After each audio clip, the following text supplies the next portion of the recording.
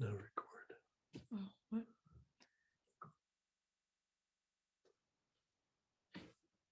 Is it recording now?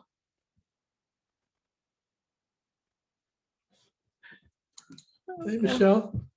How you doing? All right. It is recording, at least on my end. It looks like it is. Okay, good. That's what we were wondering, hoping for. How's it going? All right. Very busy, always on Sundays. Seems like all the housework and the grocery shopping. Yeah. Oh. How have you been? I'm doing all right. Just Yeah. kind of, you got my teaching set up here, so I've been working steadily from this space. Oh, that's not a fake background? No, that's real. The Okay. plants are fake. Plants are very fake, thanks to Target. But sort of like a nicely anonymous space to have students be, Yeah. Yeah. Very homey. Yeah. What have you all been up to? I've been editing books. Yeah. Michelle and I went to grad school together. Mm-hmm. So, and just by luck, I'm with Jamie. Yeah. We met at the reunion, didn't we, a while back? Or Yeah, that was a while ago. Yeah. I think it was before you guys got married. Yeah, it was. Nope. Speaking of, are you engaged? I was. I am not anymore. Okay. That was a bad question then. No, it's a perfectly good question. It's sort of at this point, it's like a funny question, but COVID was hard on a lot of things. Yeah, yeah, it's terrible. It's really affected, a lot of people. I'm trying to look at it the positive, right? That like you got to figure stuff out as early as possible. And so it actually like accelerated some things that we needed to sort out. So that was good. All right. Good. Yeah. May have dodged a bullet. Exactly. So this is Susie Rusk. Hi, Susie. She's gonna sit and listen on this. Hi, it's so nice to meet you. You too. Thank you. Corbin, are you doing the dummies book still? Oh, Excuse no. me? You're doing different books? Oh, sorry, I was asking Corbin. I remember that you were editing some of the dummies series, right? Yeah, no, I'm with a different publisher now, O'Reilly. Nice. So it's still technology, but not You're dumb. enjoying it?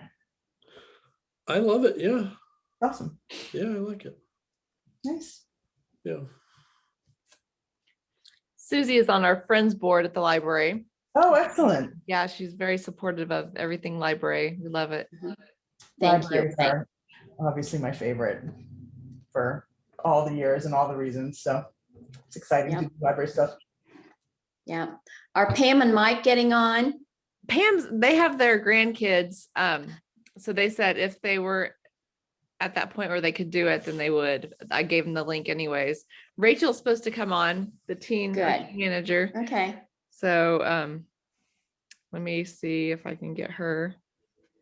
Well, Pam and Mike have been to California with grandkids, and now they've got the ones that they have with them are preschoolers. So I don't know. Corbin, how are you doing? I haven't seen you for a long time. Pause me for 1 minute. Mm-hmm. Oh, I'm doing great. How are you? I'm fine. I'm fine. Making it through these tough times? Yes, because I've got both of my vaccines now. I'm good.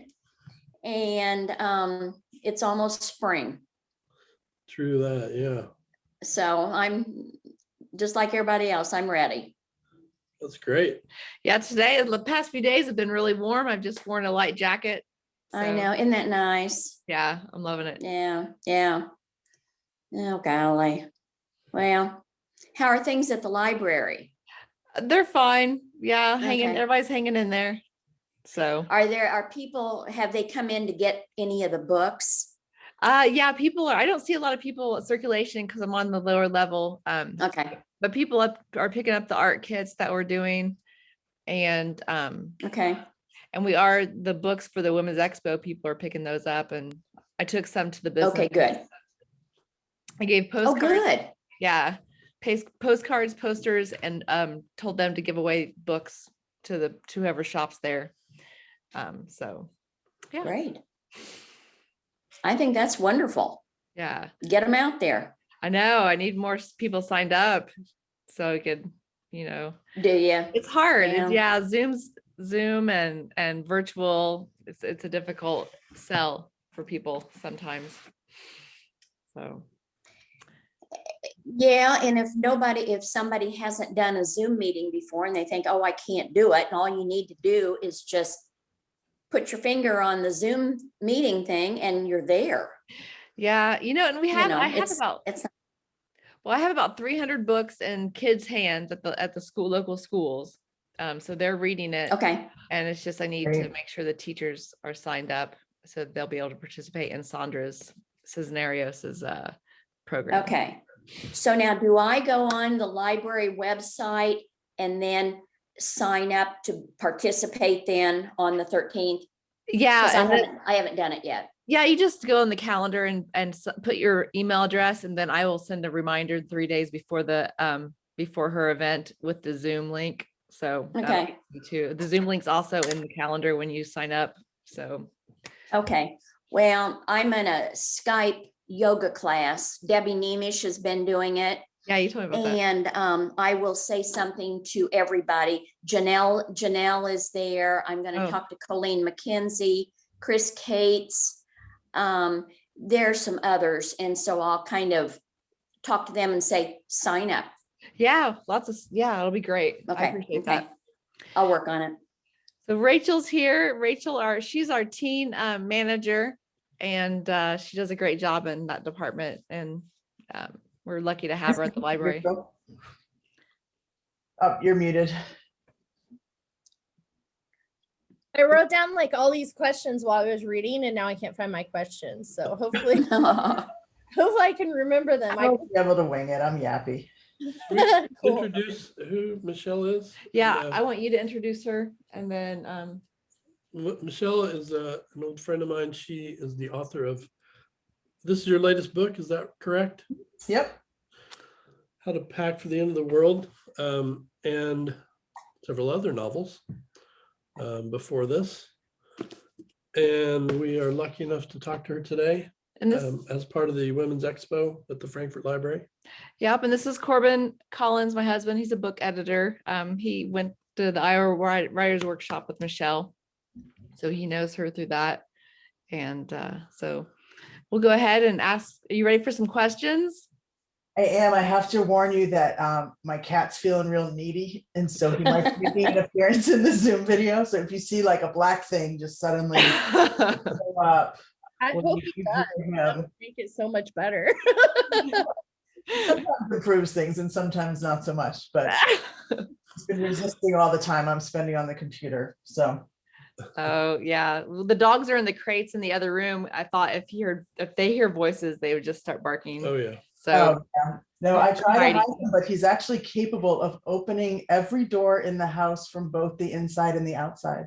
Impressive. Very enterprising gentleman. Quite talented. Yes, absolutely. Let's start with your questions. Yeah, unless Rachel wants to start. Did you ever find them? I know some of them by heart, but like I can go first or second. I don't care. Well, maybe just start with how you came to write this book and what inspired you to follow this subject matter. Maybe say a little bit about what it is about. Sure. So this book, I've written a few novels for young adults, and they all, I think you could loosely describe as mysteries set in high school, right? And so they're not necessarily primarily focused on mystery, but they all have a mysterious element and they all involve teenagers.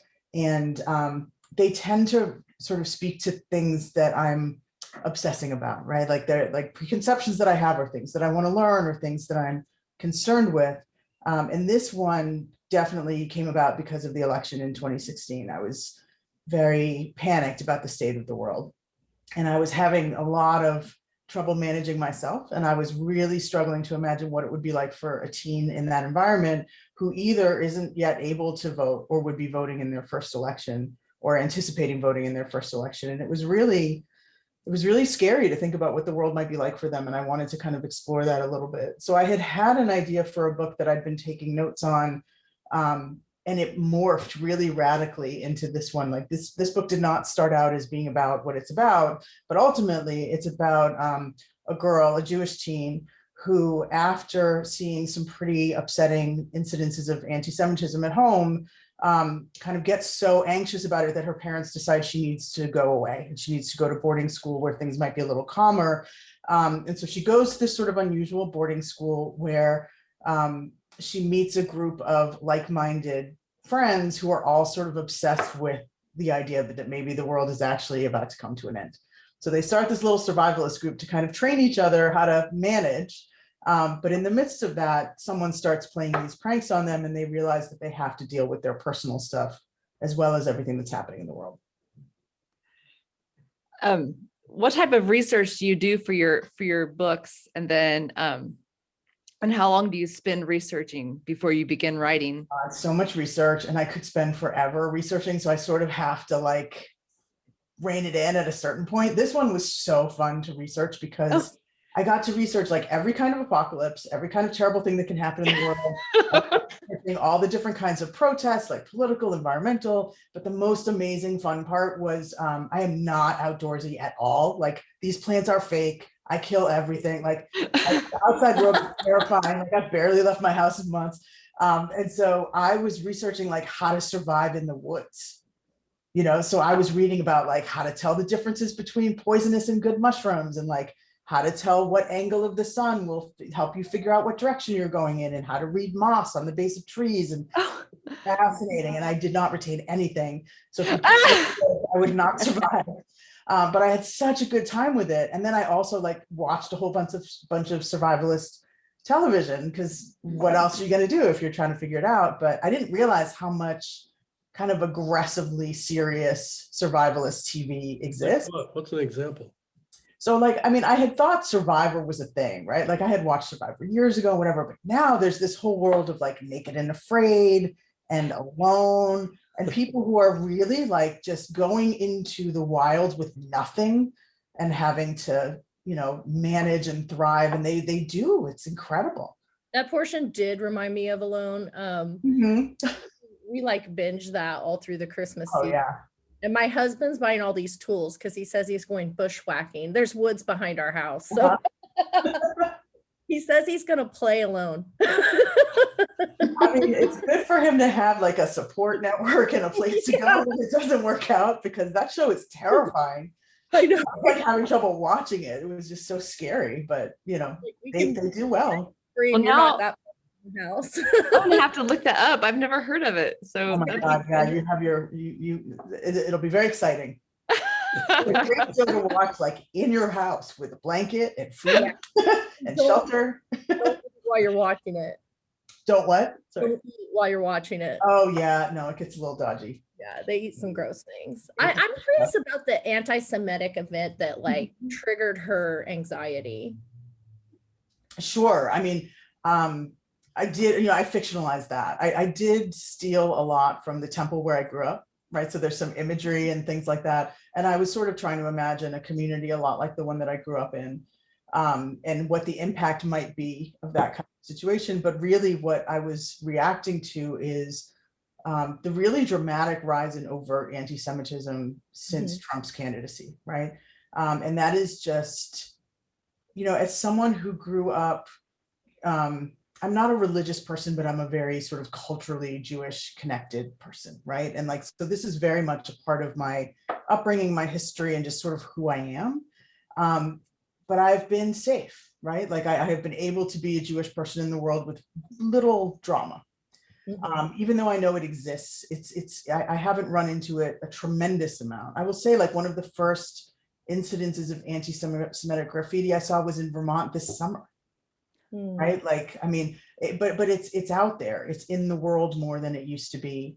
And that really freaks me out, right? Because I think many communities are discovering this. Just my community is getting hit in this particular way, but there's a lot more kind of hatred and problematic thought processes in play than we were aware of before people sort of got permission to be openly hateful in the way that they've been.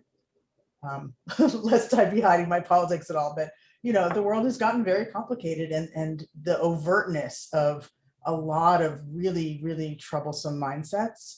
It's useful to know because we can at least try to do something about it now, but it was really shocking to me how it wasn't that far below the surface that this was all simmering, right? It didn't take much for it to erupt.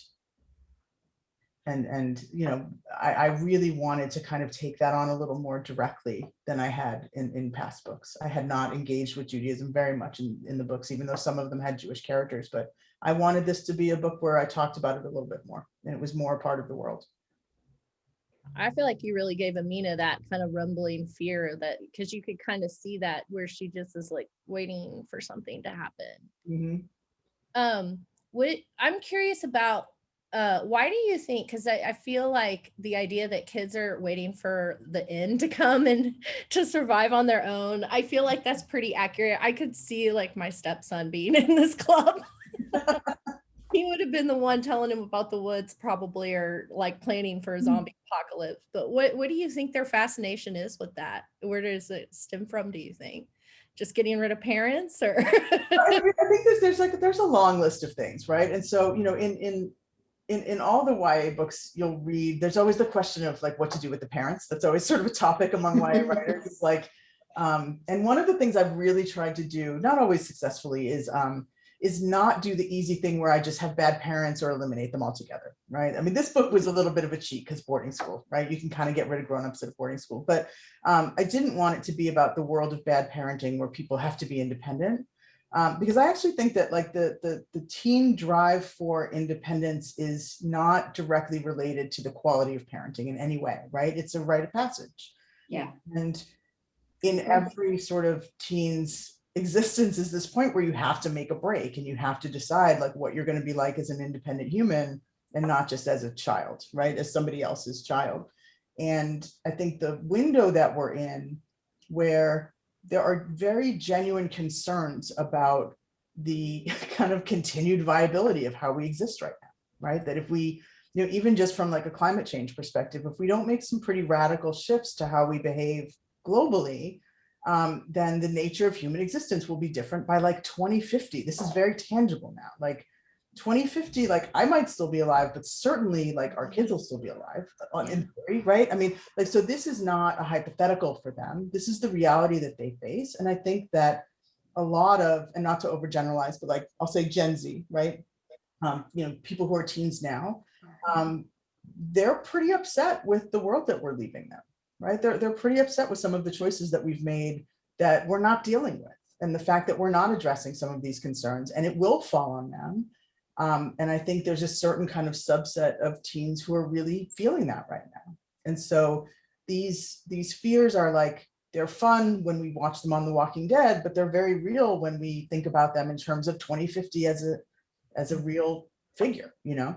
So I think that combination of, you know, it's a topic that we're kind of allowed to discuss because it's out there in the culture, but it's also a real thing that they're going to have to grapple with. And I think a lot of them are very sensitive to that.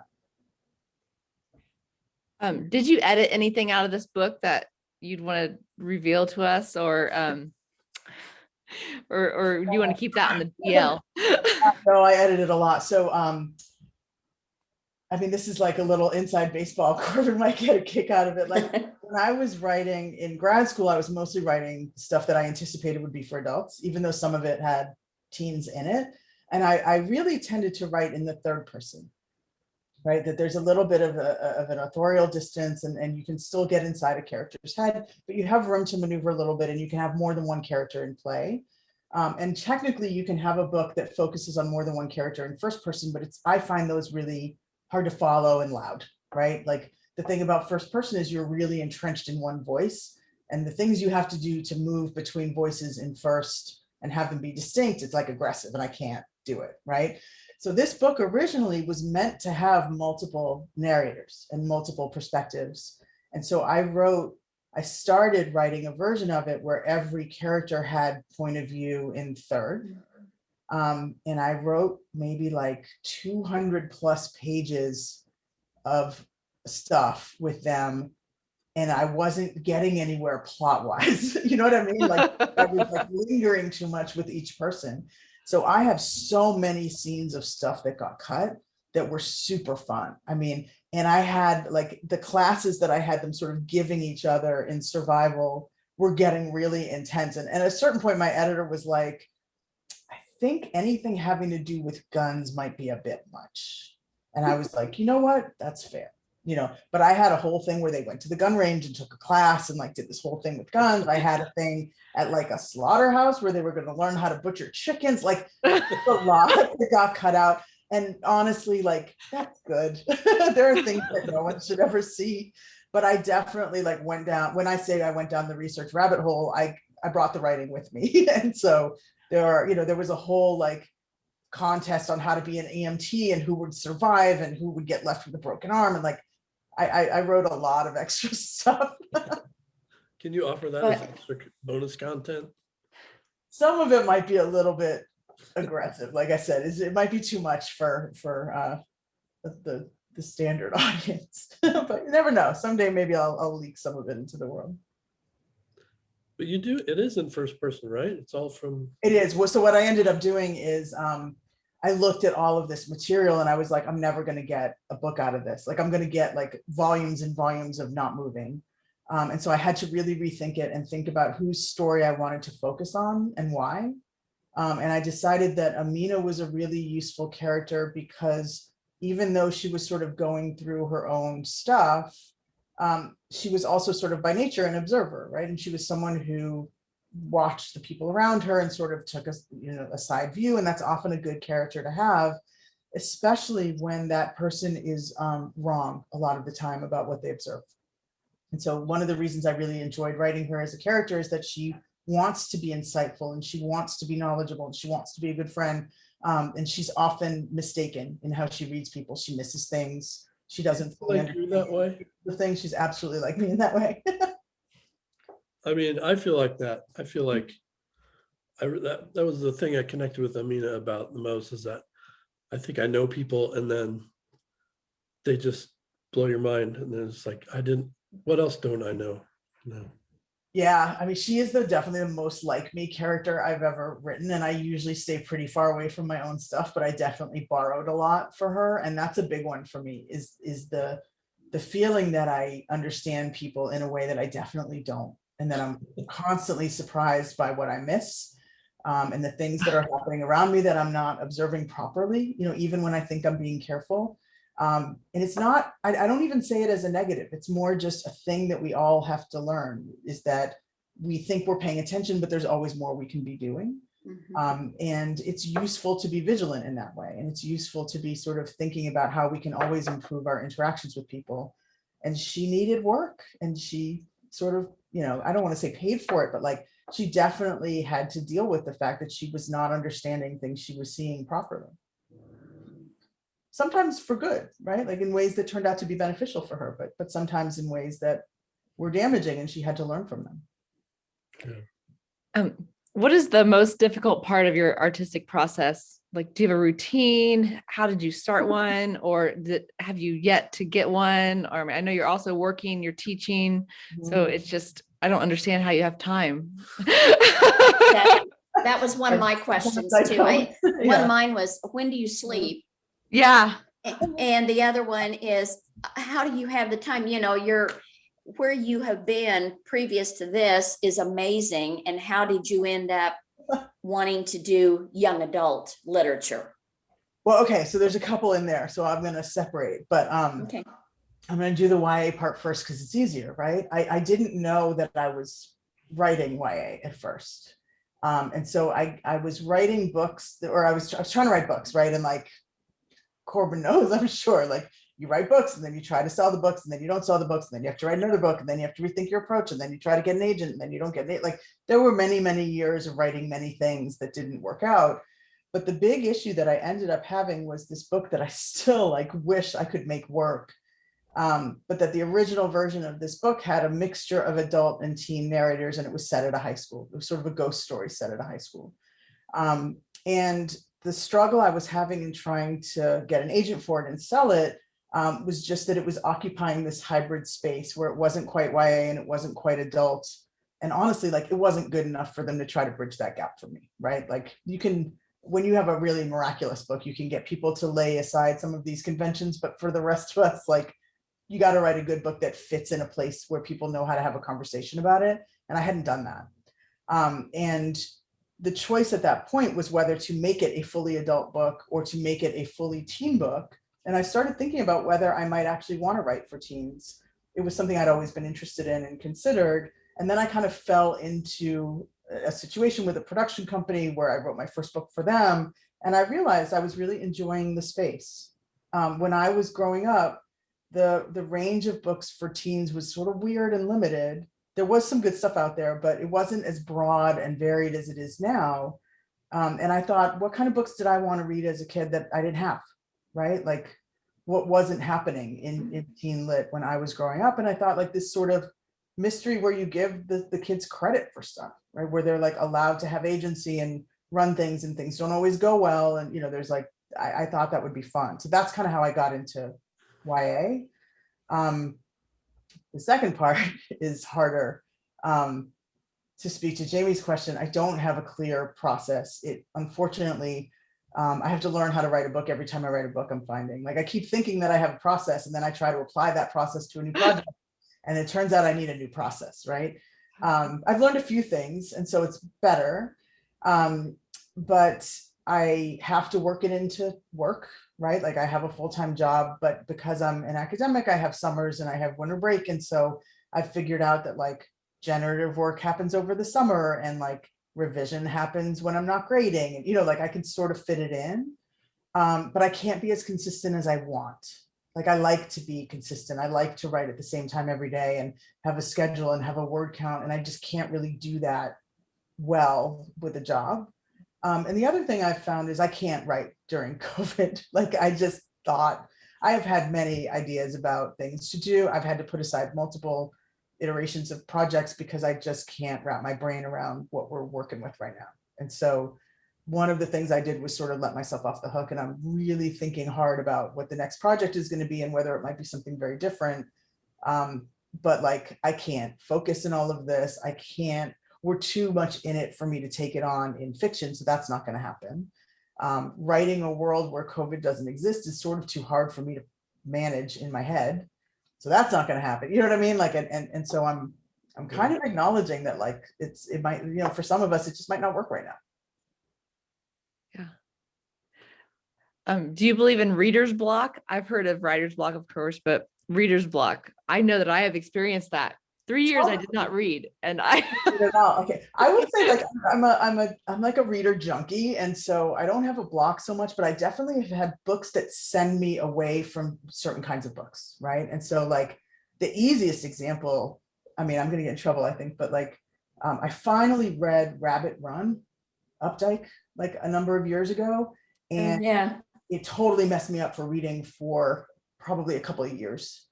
Like, I had to read differently after I read that book. Like, I don't know what it was, but like, I tried to read the whole series. I only made it through 2, and it made me not like certain kinds of books anymore. And I had to, like, wander off. And that's actually where I sort of got into YA more. Like, those two things coincided well. During COVID, I have to limit the kinds of books I read. Like, I can't manage everything. And I've been reading a lot of mysteries. Oh, okay. A lot of mysteries. I'm finding that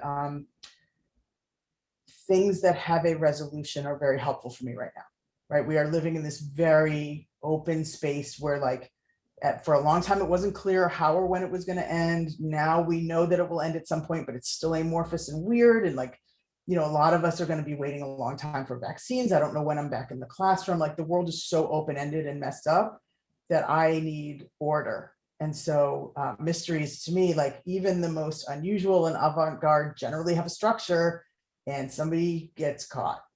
And I need my bad guys caught right now.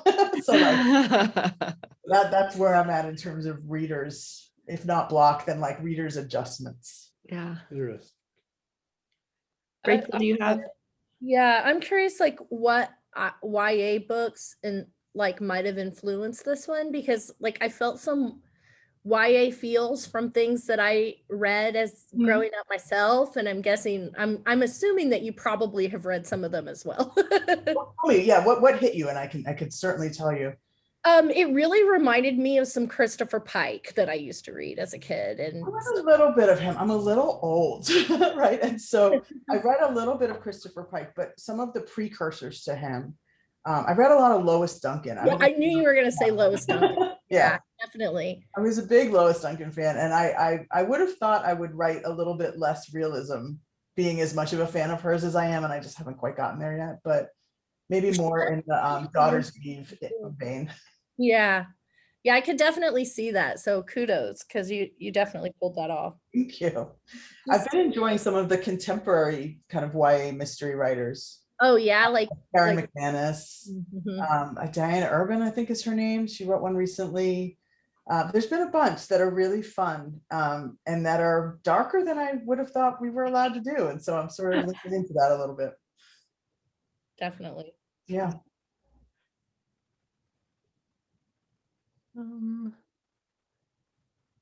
Did publishing your first book change your process of writing? A little bit. I tried not to let it too much, right? Because there's no real way of knowing what might have worked in one book that you can apply to another one, or even whether it worked in the first book at all. The big difference, and certainly for me in YA, it's very common to have 2-book contracts. And so you sort of seek out a contract based on a draft of a project that you have, but then you're pitching a proposal. And so you have like a contract for a book that you have not yet written, which is a very different feel to trying to pitch a book that you already wrote or that's already well underway. And so that process alone, it's faster. It's a little bit more interactive because you already have an editor to work with and talk to. And so just that alone changed my process a fair amount. Although I think I enjoyed the speed of it to a certain degree. Like I like deadlines. I like a little bit of pressure. It actually helps me organize myself better. And so having a person who was kind of invested from the beginning, it's a helpful thing to be able to just have the security of knowing that the book is going to exist in the world. Whereas the first, the first one is the one where you just don't know, you're writing it into the void. The second one is a little bit less of a void. But it's tough because, then if like, I was lucky in that, well, like, let me describe this differently. So my first book involved suicide, which is a dark topic. And I tried not to make it too dark, but I was definitely reacting to a couple of books that had come out that had handled the topic in ways that I felt were mixed, right? Some good, some less good, and I kind of wanted to enter that conversation and write a book that I felt like maybe did things a little differently. I was not alone. A lot of people had that reaction to similar books that came out at similar times. And so the week my book came out, 5 other books about suicide came out, let alone, you know what I mean? Like within the months around it, like 10 books, you know what I mean? So my first book entered a conversation that I didn't realize was about to explode. And that helps, right? Because people who are interested in a particular topic are going to seek out things on that topic.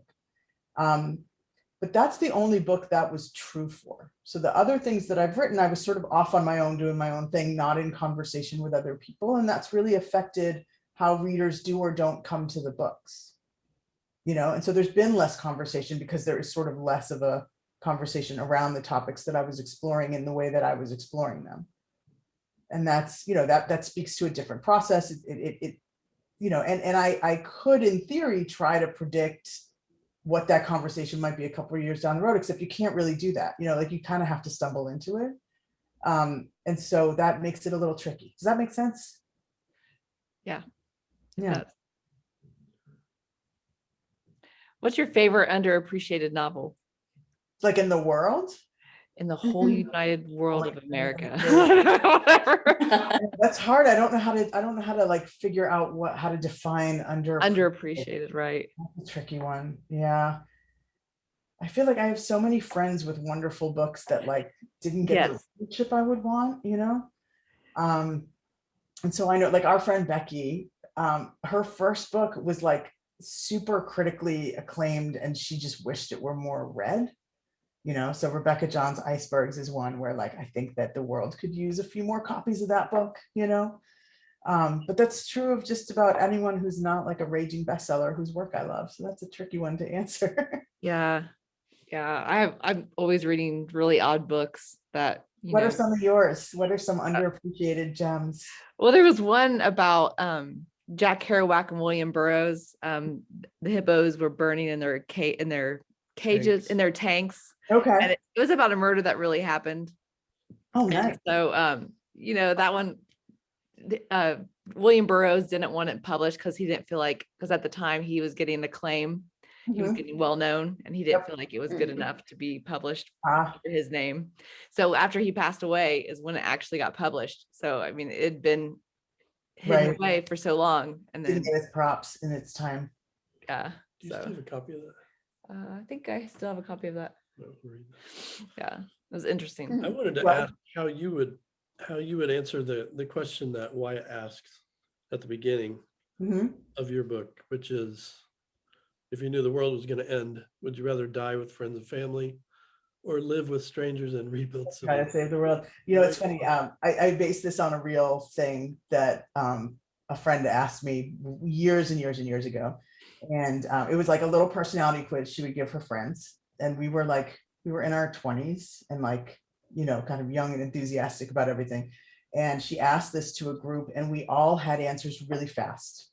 There was no stewing or hesitation over it. We all knew what our answers were. And there were like a couple of people who were very much like, I would definitely die. And then there were a bunch of us, and I was in this group at the time. I was like, oh, definitely like save the world, right? I can make new friends, but like, I have things to add. I have things to offer. Like, I definitely want to save the world. And it's been a long time, and I'm not sure my answer's the same anymore, right? Like the amount of sort of energy and confidence and like faith in what's coming. Yeah. I'm a little more jaded than I used to be. And I think maybe I'm a little more attached to my people and I'm a little less able to kind of restart every time. Like I've moved a lot and you kind of have to rebuild community everywhere you go.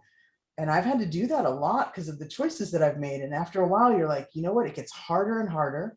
And you start to really value your people over time and space. And I'm not sure that I could answer it the same way anymore, but at least it wouldn't be as fast. Yeah. Right? Like there's an intuitive answer at a certain point, and then maybe it's not as intuitive later on. Or maybe I think that's probably pretty normal. Don't you think that's normal? Absolutely. The older you get and Mhm. your perspective changes. Yep. But Cormac That's McCarthy's okay. road, he is not usually my favorite, but the road I thought was really impressive in its time. And like that book messed me up, and like that's someone who decided to survive under any circumstances. And I read that and I was like, I don't know if I want to do it like this. Like I don't know if I could do it like that. That's a tough one. Not to get too dark, but you start wondering back to how you started with this discussion, is the world still worth saving? I mean, all this, everything that has happened is so different than we were told it was going to be when we were kids. Mm-hmm. Maybe saving the world is a young person's game after all. I don't know. It's hard. Yeah. It's worth saving because I like have faith in the young people that are reading these books, and they really are. And my grandkids, like they have such pureness and they're growing up in a world where they're being told that the things that the adults are doing right now are not okay. And so by the time they're us, they're going to have hopefully a lot more empathy than we do. Yeah, my students really give me hope. There are all sorts of things that we can say about changes in generations and changes in learning and changes in resiliency and all these things. But the one really kind of salient, impressive change to me is just the level of activism. Mm-hmm. And the willingness to engage, right? Like, again, comes with its pluses and minuses and all. When they're engaging to try to like get extensions on assignments, I'm like, just do the work and like advocate for something else. But they are very empowered and have a lot of faith in the possibility of change. And that's so important. And they're right. And they are frustrated, I think, with us, but their right to be, and they have permission to be in ways that I think are really helpful, if that makes sense. So yeah, I'm frustrated I mean, I'm very frustrated in sort of the state of the world right now, that like we're learning a lot about our culture and our community through adversity, right? And what we're learning is pretty ugly and unpleasant and difficult, and has led to a lot of people dying who didn't need to die. It's a very horrifying thing that I struggle with all the time, right? But if we start thinking about the ways that we can be helpful as individuals and how we can empower younger people to be helpful as individuals and as a community, that's exciting to me. That like I don't want to give up hope that there's a better way to do things, and that they might find it. Cool. All right. I don't have a timer on here, but I think I'm on the Zoom that ends in 40 minutes. So I have 7:38. Is there any last thoughts that you'd like to? 5 I have a question. We did get extended. I don't know if it's because I'm on the Zoom and I have like a Oh, good. Oh, okay. So because there was a button that was like, you've been extended to a regular Zoom, whatever, so we can, you know. oh, okay. I didn't see I'm that. happy to answer whatever questions you have if there are more, or, you know, we can just sort of, I'm curious, you know, as library people, like what are you seeing in your readership? Like how is reading changing over the last months or years or whatever? Like, what are you observing? That would be, Rachel would have more to do with that than I would. I'm in the reference department, and then I do art kits. So Nice. I'm away from what book people are checking out really to observe. But I do read this thing called Book Pages that the library gets, and I add books to my collection, like little cart every once in a while to ones I want to read. But I think that you really spoke to what people are reading when you talked about the activism, because like Kim Johnson, she came out with This Is My America this summer, and she was kind of inspired by her students too. And these are the kind of books that are really getting checked out and being talked about by teens. And it's really something they're interested in, and books that just allow them the freedom to have that voice, you know, kind of like Amina needed. Her parents weren't listening to her, but then when she gets to the school and she's with people her age, then they'll listen to her, and she has a voice. And I feel like that's what these books are doing for the kids. That's great. Yeah. And do you feel like the field has really been trying to be more expansive and to have more voices in play? And it's a start. I mean, it's hard, but it's a start. Yeah. I think the voices of teens now it has to be hard for them because, you know, right now we're doing a hybrid at school, and you know, my kids have talked about, I don't think they're real excited about going back to school to seeing people and being friends. No. And I don't know how that changed, or why that changed the situation, why COVID and the situation made them not want to be around people or their, you know, their friends. And right. You know, you do sort of get used to doing things from your house, and then it's a little bit harder to motivate to engage more. Yeah. But I hope we all get over it. I think as the weather changes, it will help too. I think Susie had another question too. Sure. I just want to know what's next for you as an author. It's a good question. I'm not sure yet. I have been stewing on a bunch of different projects, and like I said, a couple of them I couldn't quite manage in a post-COVID world. So I had like a whole thing at a summer camp, and I was like, I can't put myself in a summer camp mindset. But there's one project I've been sort of toying with for a while. I have this weird habit of living near graveyards or dead people. And so I have like a thing about like walking around in graveyards and like looking at, you know, headstones and getting information about trivia, who's buried there. And I live in Chicago near a massive, beautiful, like multi-acre graveyard where like you can walk around. It has little neighborhoods for different communities. Like there's all sorts of locally famous people buried there. There's like a nature preserve. And I was walking around and I was noticing these signs that kept saying like, be careful, like you got to be out of here by 4 or 5 or you're going to get locked in. And I thought, you're going to get locked in, huh? Like you're going to spend the night in the graveyard. And I had been to this really amazing weird opera on Halloween a couple of years ago that took place in like a chapel in the graveyard. Like they sometimes open it up at night. And so I thought, okay, like let's start with the idea of a group of kids who purposely get themselves locked into the graveyard and then see what kind of like strange scenario we could set there. So I'm contemplating having almost like a little murder mystery set in a graveyard. Sounds interesting. Well, Yeah. you know, it's fun. It's like, it's not going to change the world, but it also doesn't need to address the world quite as much. So I it could be interesting. I lived on a road that was between a graveyard. Like to get to my house, you had to go right in the middle of the graveyard. And Oh, yeah, which was creepy at night, especially at Halloween. But one Christmas morning, we were heading to my parents' house, and it had snowed on Christmas Eve, and it hadn't for a while. And there was this man, and he was trudging because it had like a huge hill, trudging up the hill. And we stopped. He was really old, and we said, "Do you need any help, sir?" And he said, "No, I was just going to shovel the snow off my wife's grave." oh, Oh, so sad. And he reached Yeah. and patted us on the shoulder, and he was like, "Merry Christmas." Oh, man. I'm not gonna lie though, I thought maybe he was gonna be a ghost. That story totally went different than I thought. It's not impossible, you know. Well, maybe it still was. Yeah,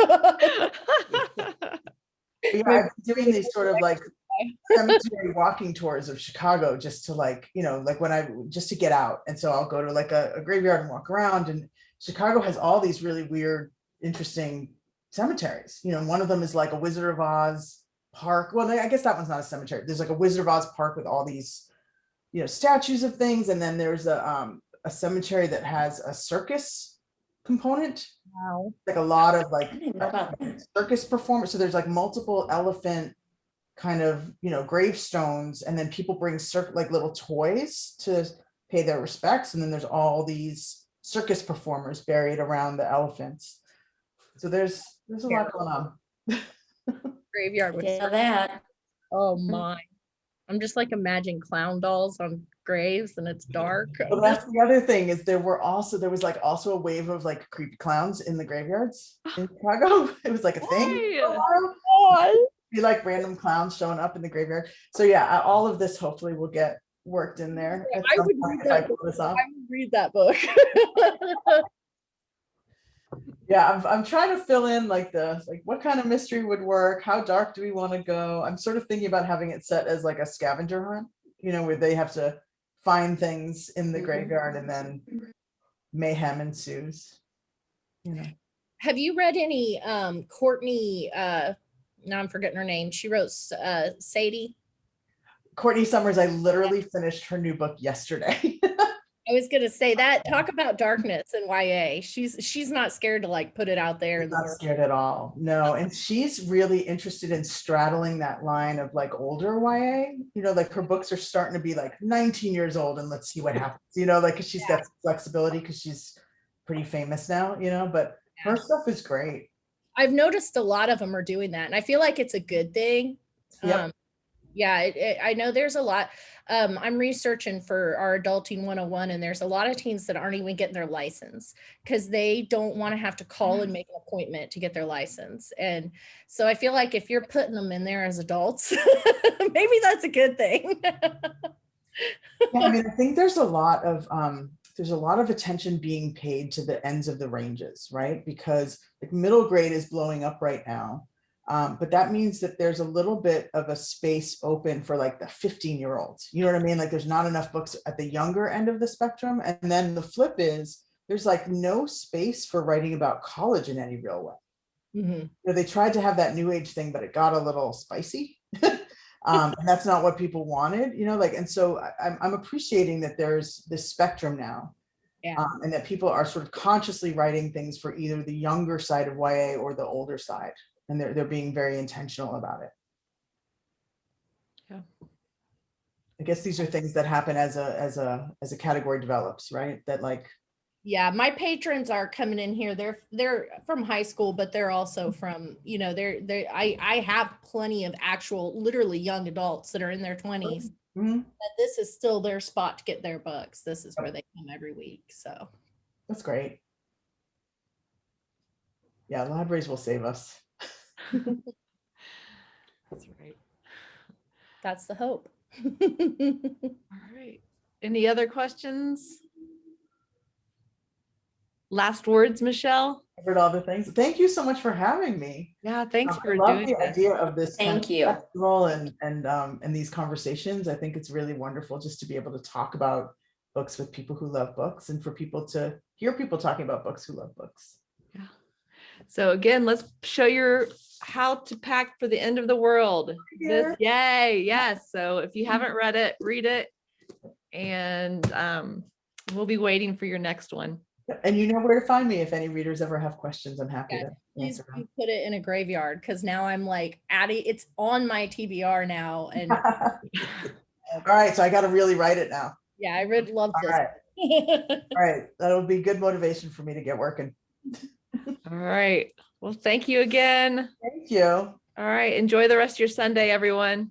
You too. Bye. Okay, thank you, Michelle. Thank My you. pleasure. Bye. Mhm.